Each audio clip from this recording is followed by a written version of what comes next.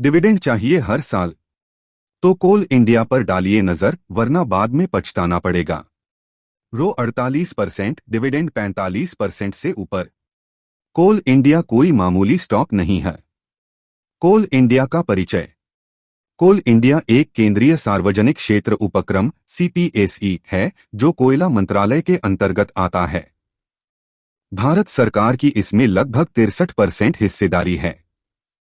कोल India का राष्ट्रीयकरण 1970 के दशक में किया गया था, ताकि देश की ऊर्जा सुरक्षा और श्रमिकों की सुरक्षा सुनिश्चित की जा सके।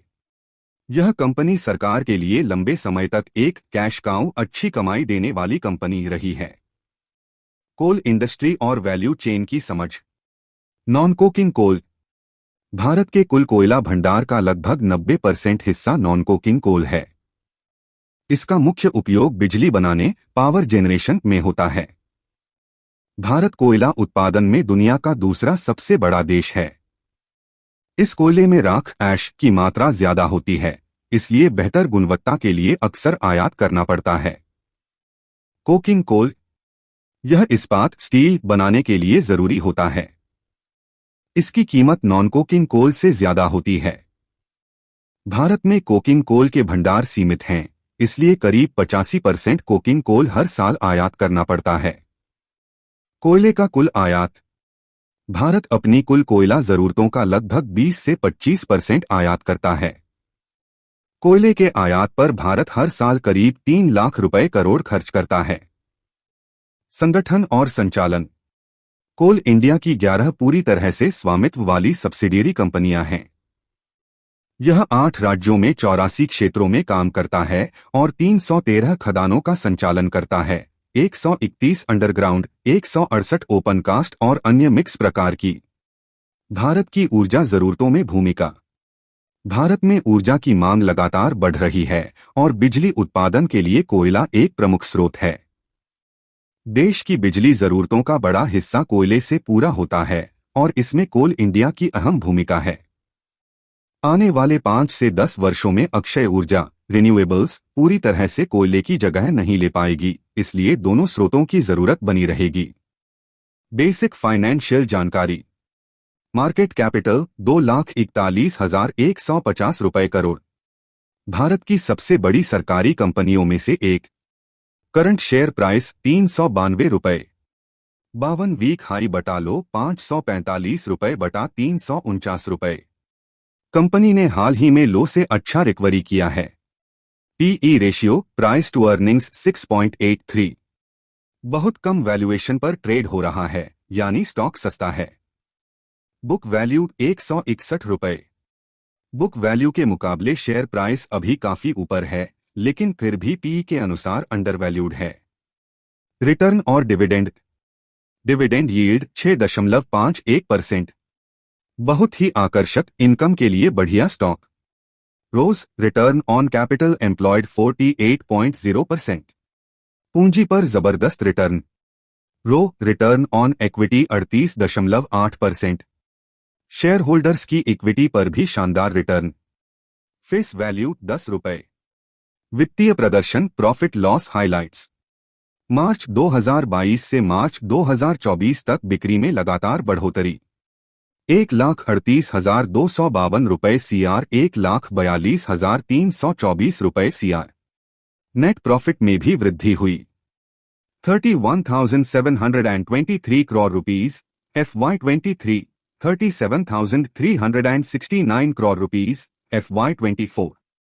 ईपीएस, अर्निंग्स पर शेयर, 51 रुपए 54 पैसे से बढ़कर 60 रुपए 69 पैसे तक पहुंचा। डिविडेंड पेआउट लगातार अच्छा रहा है, 60%, 47%, 42%, 46% के आसपास। ROCE return on capital employed. Company का रोज बहुत ही प्रभावशाली है। 72%, 46%, 54%, 78%, 64%, 48% वर्ष के अनुसार। फोकस में बदलाव और कैपेक्स ग्रोथ। पहले कंपनी का फोकस रिन्यूएबल एनर्जी, नवीकरणीय ऊर्जा की ओर था, लेकिन कोल आज भी भारत की ऊर्जा सुरक्षा में अहम योगदान देता है। वित्त वर्ष 2020 के बाद से कोल इंडिया का पूंजीगत व्यय केपेक्स तेजी से बढ़ा है। अगले 3 से 4 वर्षों में कंपनी हर साल करीब 20,000 रुपए करोड़ खर्च करने की योजना बना रही है।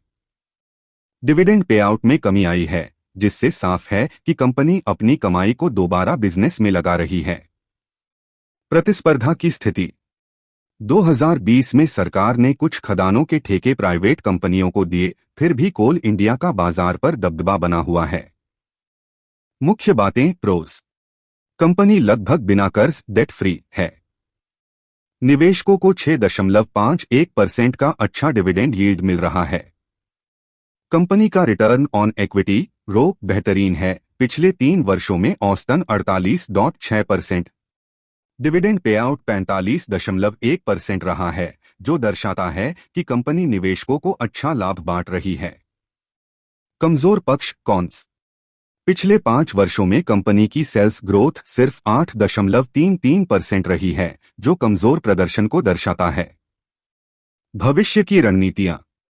कोयला आयात घटाना, नई वॉशरियों से कोयले की गुणवत्ता सुधारने और कोकिंग कोल का बेहतर उपयोग करने की योजना है। डाइवर्सिफिकेशन विविधीकरण, कोयला आयात की जगह घरेलू उत्पादन बढ़ाने के लिए अमोनियम नाइट्रेट और यूरिया के उत्पादन में जॉइंट वेंचर के जरिए प्रवेश। ऊर्जा जरूरतों को मजबूत करना, कोयला खदानों के पास सुपरक्रिटिकल थर्मल पावर प्लांट लगाना। भूमिगत खनन अंडरग्राउंड माइनिंग को फिर से शुरू करना। लॉजिस्टिक्स और इंफ्रास्ट्रक्चर सुधार, कोल लॉजिस्टिक्स पॉलिसी के तहत मैकेनाइज्ड हैंडलिंग और रेल ट्रांसपोर्ट को बढ़ावा देना।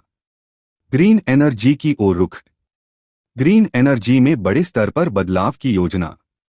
क्रिटिकल मिनरल्स की माइनिंग और कंपनी की मौजूदा ताकतों और पूंजी का बेहतर इस्तेमाल। शॉर्ट टर्म मोमेंटम और वॉलेटिलिटी, फिलहाल स्टॉक में अच्छी खासी वॉलेटिलिटी बनी हुई है और यह एक तय रेंज में ही घूम रहा है। जब तक यह रेंज नहीं टूटती, तब तक स्टॉक में बड़ा मूवमेंट आने की संभावना कम है। इस समय स्टॉक साइडवेज ट्रेड कर रहा है, इसलिए इस स्तर पर खरीद बिक्री करने का कोई बड़ा लाभ नहीं दिखता। ब्रेकआउट लेवल और संभावित टारगेट, सलाह दी गई है कि निवेशक रेंज ब्रेकआउट का इंतजार करें। अगर ब्रेकआउट होता है तो स्टॉक में 8 से 10% तक की तेजी देखने को मिल सकती है। अगला अहम रेजिस्टेंस 440 से 450 के आसपास है। अगर यह रेजिस्टेंस पार होता है तो स्टॉक 470 तक पहुंच सकता है। 410 से 415 का स्तर भी काफी महत्वपूर्ण माना जा रहा है। लॉन्ग टर्म इन्वेस्टमेंट की योजना, मिड टर्म और लॉन्ग टर्म निवेश के लिहाज से मौजूदा स्तर अच्छे माने जा सकते हैं। लॉन्ग टर्म निवेश के लिए 390, 360, 340 और 320 के स्तर महत्वपूर्ण सपोर्ट माने जा रहे हैं। शेयर होल्डिंग पैटर्न मार्च 2025 तक। प्रोमोटर्स की हिस्सेदारी 63.13% स्थिर। एफआईआईज गिरावट के साथ 7.74%। डीआईआईज 23.35% तक बढ़त। पब्लिक होल्डिंग में हल्की बढ़ोतरी 5.68%। शेयर धारकों की संख्या बढ़कर 22.79 लाख तक पहुंची। संक्षिप्त विश्लेषण। कोल इंडिया एक मजबूत डिविडेंड देने वाली पीएसयू है। कंपनी की वैल्यूएशन कम पीई के साथ आकर्षक दिखती है। ऊंचे रो और रोज इसके बिजनेस मॉडल की मजबूती दर्शाते हैं। लॉन्ग टर्म निवेश और स्टेबल इनकम के लिए बढ़िया विकल्प मानी जा सकती है। यह वीडियो केवल शैक्षिक उद्देश्य के लिए बनाया गया है। इसमें दी गई जानकारी निवेश सलाह नहीं है। निवेश करने से पहले कृपया अपनी पूरी जांच पड़ताल करें या किसी वित्तीय सलाहकार से सलाह लें।